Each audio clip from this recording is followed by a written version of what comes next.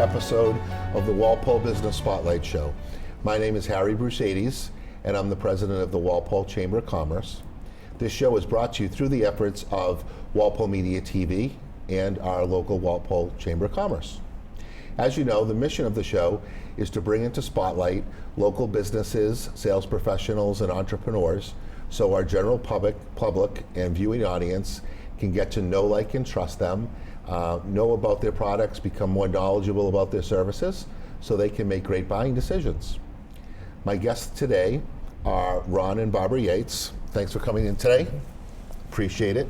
And they're from New Home Life Refurnishing, correct? Or New Life Home Refurnishing, right?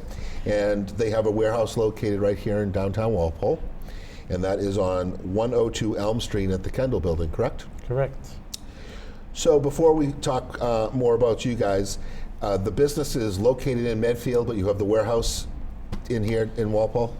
We got started in Medfield. Okay. And we had some space donated to us, so it was easy to get going. Okay. And we just maintain a P.O. box in Medfield. Oh, all right. But the business really here is in Walpole. Very good. And you guys, I know, have been members of our chamber for about 2 or 3 years now. 3 years. And yeah. We're very glad to have you. We had a grand opening or open house at your location in the warehouse, and it was a great spot. Awesome location to have some great food and beverage, but also great to walk around and see all the furniture, the different types of things that people in need, you know, even to the point of plates and silverware, etc. So we'll talk a little bit more about that. So before we go into the business, let's hear a little bit more about you guys. So Barbara, where are you originally from? I'm actually a New Yorker, but I haven't lived there for so long that Massachusetts is where we've spent certainly more than half our lives now, I guess. And we lived in Acton before moving to Medfield in 2003. We were in Acton for 27 years. Oh my goodness. And that's where some of our understanding of what a furniture bank could be came from. Ron can go into that a little bit more, but and my background is that I got involved in housing while we lived in Acton. I was both an employee first and then an elected commissioner for the Acton Housing Authority, and then I worked for Habitat for Humanity International as a regional and then an area director, where I covered helping affiliates start all the way in local areas all the way from Maine to Virginia for over a dozen years. So that was we were there when I was there when Habitat was really getting off the ground, and it was an exciting time and a fascinating thing that I think has stood me in good stead for understanding some of the reasons and the realities of the situation we face today. Interesting, very interesting. And Ron, what is your professional experience before this business? Yeah, I've been in manufacturing my whole career, industrial products. And in the last 25 years before I retired, I was CEO of a group of 3 manufacturing companies based in Holliston. And we had business around the world, so it was a lot of fun and exciting. And I've been retired now for almost 6 years. What type of products were you guys manufacturing? It was a series of products: chemical pumps, chemical containment tanks, and instrumentation for water treatment. And just, you know, as that's a big topic for today, for the United States, what's your thought about manufacturing really making a comeback here? Well, I think it's bound to happen. I mean, I spent a lot of time in China, and I could see changes over the years with wages starting to increase, pressure from the people, despite the government, for environmental protection. Mm-hmm. So those things are ultimately going to drive the costs up, and the differential between there and here is going to get smaller. And I think it'll encourage more business to come here, especially with automation and computer control. And children, grandchildren? We have 3 children, 2 daughters who live in Medfield and have families there, and a son who is married and lives in Portland, Maine.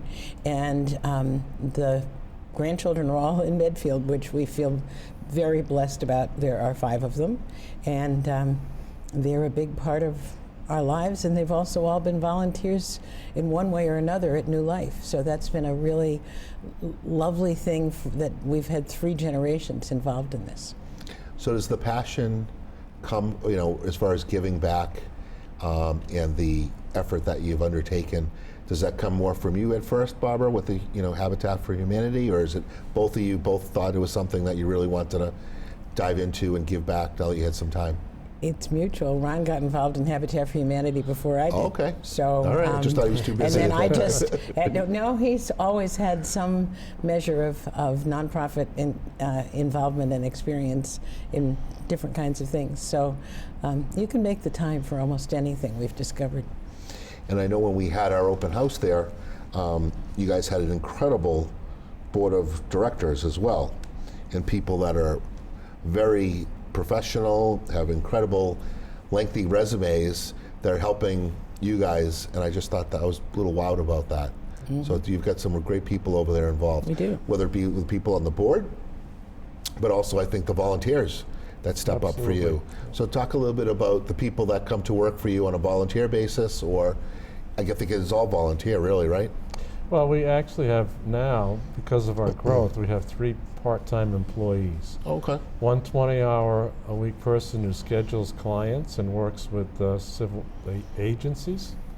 Another part-time employee who schedules furniture pickups and arranges for the volunteers for Saturday operation. And we have a young man who 12 to 15 hours a week who works in the warehouse. Other than that, it's all volunteers. And over 3 years, we've had 438 volunteers. Wow. And they come from all walks of life. Some are retired, some only can come on Saturdays. We have people who work behind the scenes as well as the ones that are obvious in the warehouse doing all kinds of things. So it's a very eclectic group of people, many from Walpole. Yes. So on your website, I pulled a couple things off of there. Number 1, we have your vision, and that's to ease the burden of those in need. And then we have your mission, which is to accept tax-deductible donations of gently used furniture and household items, warehouse them, and make them available at no cost to those in need. So you mentioned you have one of your people, the part-timers, that are working with some of the agencies. Mm-hmm. Talk to me about how that business comes to you. I guess we've got social services, government agencies, as well as clergy. Right. I'll let Barbara, she handles that side of the business. Okay. So I think one of the most amazing things to us is that we have never really advertised ourselves. We have been invited to speak to groups in Boston a couple of times that spread the word about what we do, but other than making a very few phone calls in the beginning to just let agencies like South Middlesex Opportunity Council, SMOC, or the local councils on aging know that we existed, we really didn't do anything, and the rest of it all spread by word of mouth. But we get a significant number of referrals a week because the problem is, as unfortunately, is getting, it's certainly not getting smaller. It's hard for us to measure just how much growth, where it is, because I think there are so many different ways to calculate the numbers. But we find that we found that we've served over 100 agencies over the 3.5-year period. Not quite 3.5 years, actually. And we find that there are a few who send many, because they're larger agencies, many clients. But we've done everything from, Mass General Hospital to the Walpole Council on Aging, for example. And the needs vary. For the most part, it's people who've been evicted at some point and homeless. I shouldn't say evicted, been rendered homeless, because there are so many different ways that happens. The fact that wages have stayed stagnant and rental costs have risen so much over the last, especially the last 5 years, is a big factor. But there are so many other things that happen. So many people live just a paycheck away from being homeless, because if something happens and they have, something that where they have a big financial hit. Could be anything from a car accident where they have to pay the deductible to illness, whatever, and they suddenly can't pay their rent. It's a downward spiral that often does involve health situations afterwards. It often has an actual impact on the health of somebody in the family, or the individual if it's somebody by themselves. And there are not enough shelter spots. There are not enough ways to help people in this situation, and it's tough. And what happens is people put their furniture in a storage area when thinking that they'll get back on their feet quickly, and too often there's no way to get back on their feet quickly, and they can't pay that storage fee, which compounds quickly. The interest rates on not paying are just horrendous. So they lose everything. Mm-hmm. And so we're prepared, we try to be set up to help with just about everything they might need. So when somebody is in that need, how do they become eligible to book an appointment and, come into your place? They have to have a referral from it could be one of the agents, any agency that is recognized as not necessarily a nonprofit. It can be St. Vincent de Paul, it could be a doctor's office, it could be one of the social service agencies, it could be Department of Families and Children. Mm-hmm. We get them from all of those places, and we expect them to have provided ascertained enough background to know that the family or the individual is really in need. And then there's a form right on our website that the agency must submit it. No individual can come to us. They have to go through an agency. If they call us, we tell them, we start asking questions like, do you have a doctor or a pastor, or are you involved with somebody who is providing some kind of service or support for you, who can vouch for your needs? Okay. And, do the applicants or the people in need to provide their own transportation? They must provide their own transportation if the agency that recommends them does not have some kind of funding for movers. There are a few companies that are professional movers who do nothing but work for these agencies, and so they come to us regularly, but we serve about 60% at least, maybe more, of our clients have to provide by hiring a U-Haul, which is not a huge expense, but for some families even that's tough. And we'd love to find a way down the road that we could make that burden easier, but there are limits to what we can do. We're ready for them if they can get there. Sure. But they must provide a truck, because it's so disappointing to come with something smaller and find that they really need everything, and they can only make one visit. That's one very key piece. We just don't have the time, and we would be exposing ourselves to all kinds of things if we didn't do that. But that's pretty much there are something like 1,100 furniture banks around the country, and that's pretty much a regular an expectation that kind of protects you against abuse potentially. Yeah, exactly. Yeah. So again, if a family in dire straits, at least maybe gets themselves to the point where now they have housing. Like you said, now they need to fill that with stuff so they can live. So somebody walks in, what are they going to see? You want to say? Well, we try and set it up like a furniture store. So. Okay. And there's like a movie theater there? Not quite, not yet. We tell them we're not Jordans. That's not in our budget. But we always have people there to greet them, get to know them a little bit, fill out some paperwork, and then help them shop, because it's often overwhelming for these people when they come in and see all this stuff. So there's a section for living room couches and chairs, and there's a dining section, and mattresses and household essentials. So they'll see everything, even artwork, that they can use to get them started in their new apartment. Do you find that some of these people in need like shop hesitantly? You know, like they don't, you know, okay, I'll take this, but do you have to kind of help them to, no, you really need this as well, and you need that, you know? They don't want to abuse the system, I guess. Well, that's why we have two people there to meet them at first, to find out what their situation is. Okay. How large is their apartment? Mm-hmm. Is it on the second or third floor without an elevator? Sure. How many children do they have? So that way we can help guide them in making decisions, because sometimes they don't know how to make decisions about some of the stuff they're seeing. And the person who works for the agency, or the pastor, whoever it might be, who refers them on that form also states what they need. So we know ahead of time what to anticipate. Sure. And to some degree. It's often fluid, but we have some idea of what they're coming to. Do you find yourself sometimes being not as stocked as you should be with items? Is that an Yes. ongoing? Yes, we effort? always seem to have almost enough. Okay. All right. But So that leads us to, how do we fill that warehouse to the brim, right? right.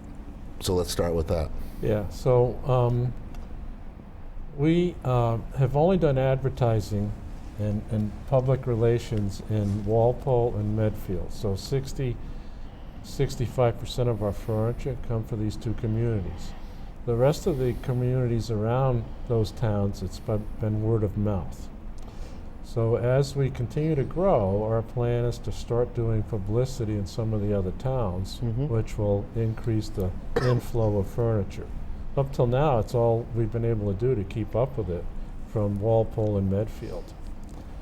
The other thing we need to do is buy more new mattresses and box springs to meet the demand. We established a core value from the very beginning that any family that came to us for furniture would not leave our warehouse with anyone having to sleep on the floor. We accept used mattresses and box springs, but we have to be extremely careful when we inspect them. There can't be the slightest stain. We inspect for bed bugs, of course.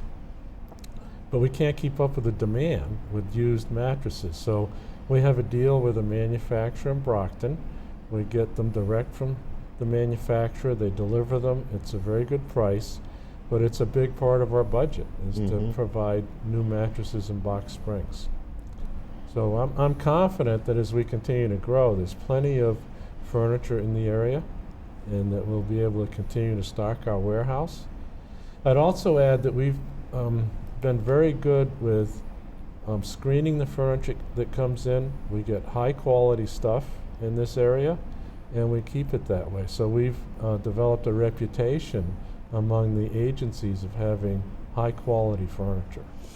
And I'm sure you'll be giving people information about our website. There is information, quite specific information on our website about what we accept and don't accept. So And I believe it's newlife.org, correct? newlifehr.org, Newlife because there are other HR.org. there And we'll are have that up an on the amazing screen. number of other organizations out there that have New Life in their name. Okay. So let's hear one incredible story that you've been able to tell a couple times over that just takes us from start to finish. Well, I guess I want to tell one that I think is an exception to the rule. I'll tell about two together that are exceptions to the rule. We've helped two Walpole families who did have fires. We also, certainly homelessness has turned out to be such a big problem that's what we are addressing most with our the population we're serving.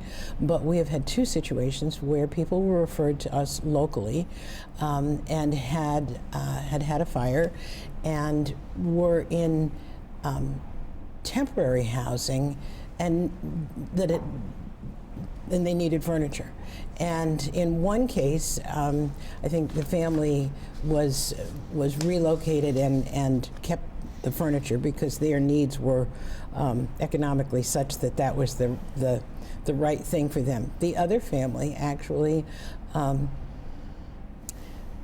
returned, they kept a couple of pieces, but they found other things through friends who donated furniture on their behalf to pay it forward, which was very touching to us and a very keen reminder of how much this was appreciated. It was almost a year later when their house was their prior home was completed, and that was a lovely thing. So we have all kinds of stories. We have lots of women who come out of domestic abuse and are mothers and are just so grateful because what they want so much is for something really, really good for their children. That's all they care about. They want. They want they want things to be okay for their kids. They didn't ask for the situation they found themselves in, and the stories are so varied and they're heartwarming and humbling. I can only imagine. So, I wonder, as far as trying to put the cart before the horse here, how busy how often do you want to see the phone ring? Versus how can you try to keep up with demand? I hope to see that unfortunately, well, one way or the other, it would be great if we never heard the phone ring, meaning that everybody was all set, right? Yeah. But that's not reality. Not for a while. One thing I was going to just propose to you guys is with the Walpole Chamber, we also have affiliations with United Regional and the Neponset Valley. So Neponset Valley is Dedham, Sharon, Westwood, Canton, Stoughton, Milton, a couple others. And then United Regional is from Franklin all the way down to North Attleboro. So if we have you guys reach out to them, I bet they would be more than happy to put you on their website and spread the word as much as possible. I think that would overwhelm you as well, which then leads us to if the phone's ringing that much, how do we support that? So let's talk about the support. When it comes to volunteers, I know you've worked with Boy Scouts as well. Is that right? Yeah, in high school, we've had high school kids come. We're getting more and more young people, and some of them have to work off community service hours, so it's a great way to do it. It's a local opportunity to do that. Yeah. And we find some of them like it, so they keep coming back. So I remember when I was there, you were showing me the workshop of something that you've now been able to replicate and build. What was that again? Kitchen tables. Kitchen tables, okay. Yeah. In order to keep up with the demand for kitchen tables, we have started to build our own. We have a team that builds kits, and then we sell the kits to groups, Boy Scouts, church youth groups, etc. They assemble the tables, and we bring them back to our warehouse and paint them. Oh, okay.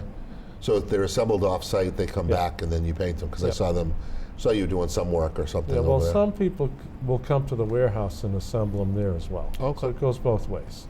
And they're the right size. So many of the tables we get are too big for apartment kitchens. Sure. And these are especially designed to work, and they do. They go out almost as fast as they get on the floor.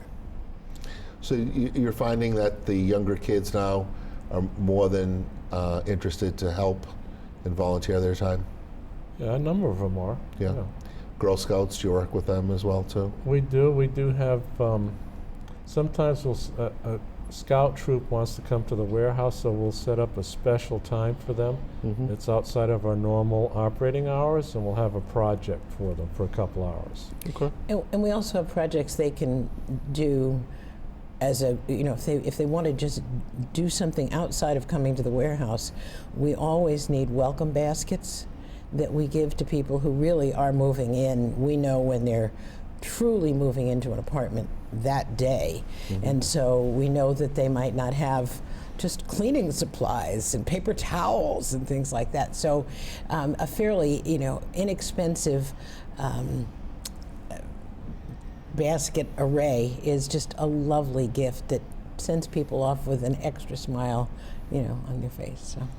And what other organizations have you been able to partner up with in Walpole? Like the Walpole Police Department and Chief Carmichael? I mean, is he somebody that could be a good resource as well? He could be. We haven't done anything there yet. We have some support for our 5K run. I remember that last year, but, that's an opportunity that we want to pursue. But we partner up a lot with the faith-based community. So the churches in the area, some of the businesses, William Duggan Company, Yes. has been Hoover. a tremendous help to us in several ways. I went to see him with him, Catholic Memorial High School. Yeah, oh, good. He's a great guy. Yes. And they've been very helpful. Very good. Yeah. What about our Council of Aging here? Are you working hand to hand with them? Yeah. Good. Yes, we do. Okay. It's something that comes to mind, and I know you guys are still in your 50s, but there was a time Oh, thank you, Harry. I know there was a time when people, especially young kids getting out of high school, were required to either do some service time, whether it be National Guard or Navy, etc., or I think you were able to go to the Peace Corps, correct? When did that all change? Like, when did they say, oh no, we're not going to make that a mandatory requirement?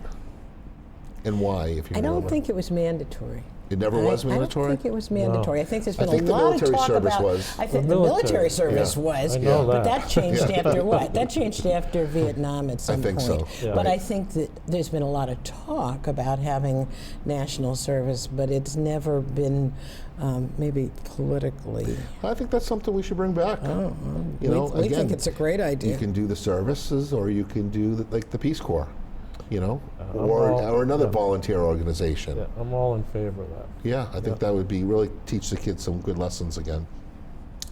So before we get close to the end, so what nice upcoming events do you guys have coming up? Well, the big one is our second annual 5K Okay. on June 17th. All right. This time we're going to have a run in addition to the walk. Okay. Last year was our first. We had 100 participants.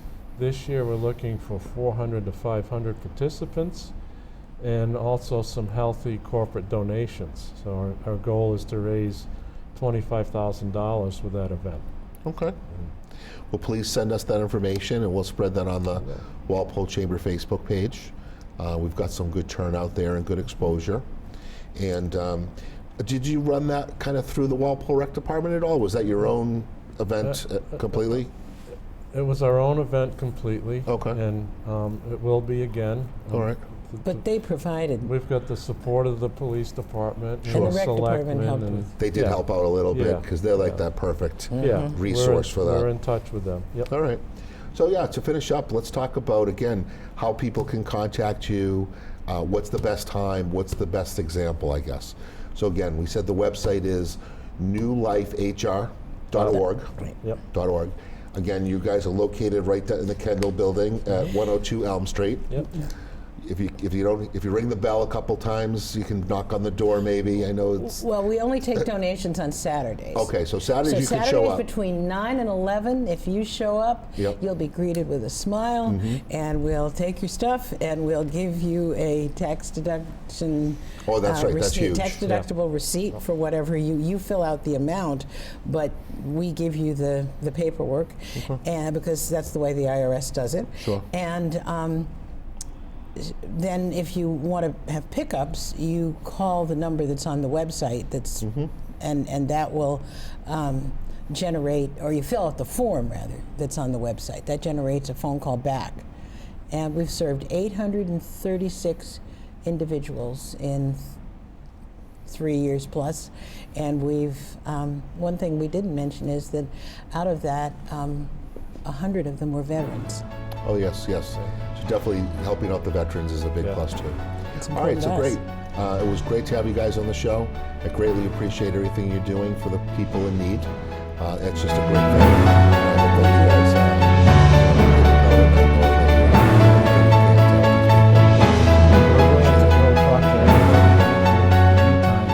We need lots of volunteers. Great.